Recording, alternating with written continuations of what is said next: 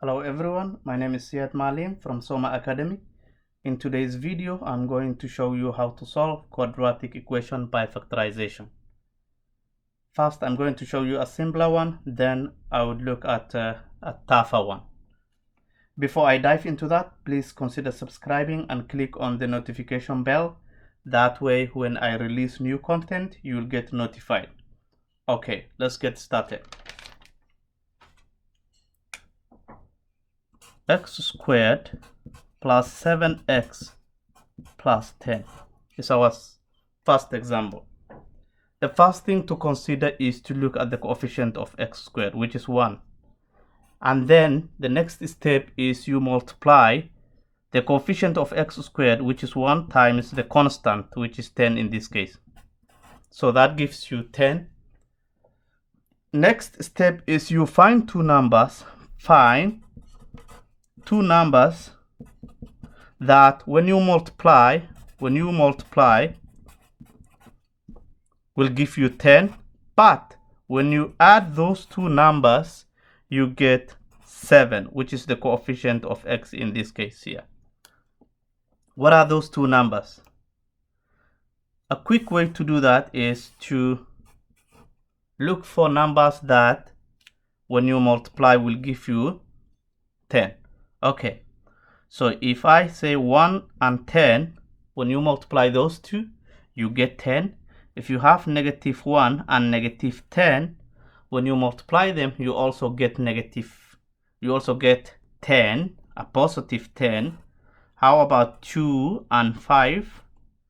So that also gives you 10. So -2 and -5 will also give you 10. But out of these pairs, which ones that when you add will give you 7? So this is not one of them.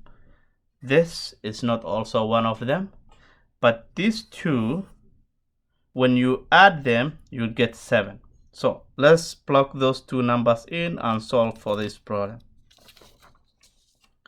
I'll rewrite the equation again one more time. X squared plus 7x plus 10.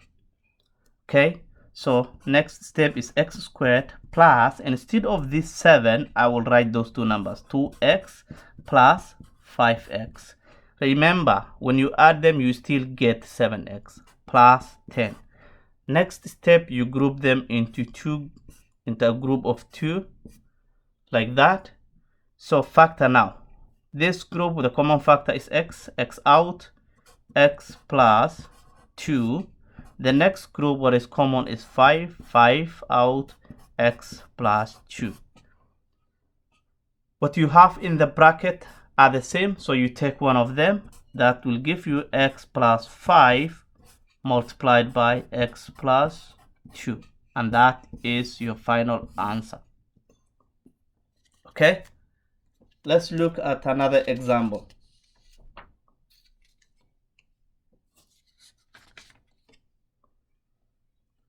X squared minus 10x plus 24. The first step is the same. Look for the coefficient of x squared, which in this case is 1.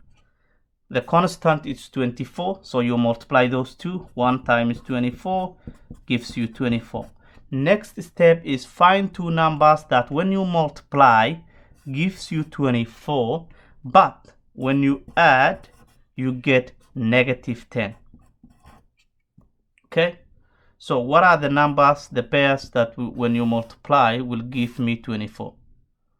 So how about 1 and 24, obviously, and negative of both will also give me positive 24. 12 and 2, and negative of both of them, -12 and -2. How about 6 and 4? That will give me 24, and then -6 and -4.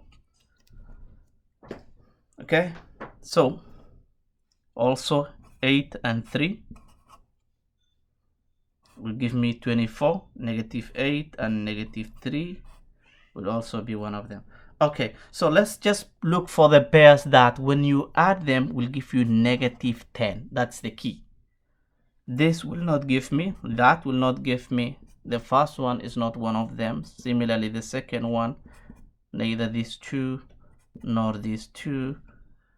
These two, when you multiply, you get 24, but when you add, you get positive 10, so it's not 1. These two would be the answer there. Okay, so you block those numbers in here. X squared minus 6x minus 4x plus 24. Next step, you factorize by grouping into these two. What is common here is x out, x minus 6 minus the symbol here, 4 out, x here. Because this symbol is negative and this is positive, eventually what we want is a positive number, so you have to put negative there. Negative, yeah, 6. Okay, what is in the bracket here are the same, so your final answer is x minus 4, x minus 6. That is your final answer for this problem too. Okay, let us see another example when the coefficient is not 1.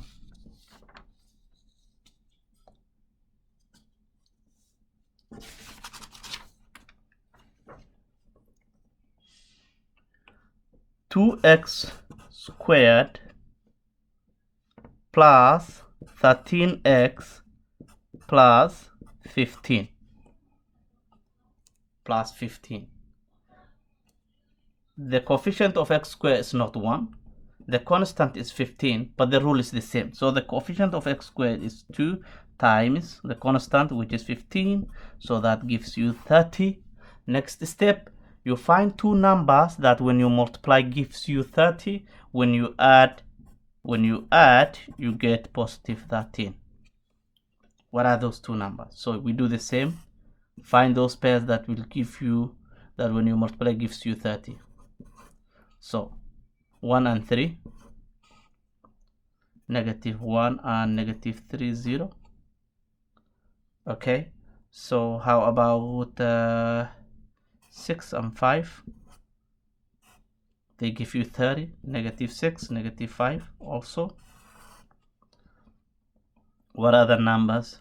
10 and 3, negative 10, negative 3. Any other numbers? 15 and 2, negative 15, negative 2. What other number? Okay, so I think we got there what we are looking for. This will not give me when I add. Okay, so once you find the multiples like this, what you're looking for is you found two numbers that when you multiply will give you 30, but those two numbers when you add them must also give you 13. So in this case, when I multiply these two I get 30, but when I add I don't get 13. So this is not one of them. This is not also one of them. How about this?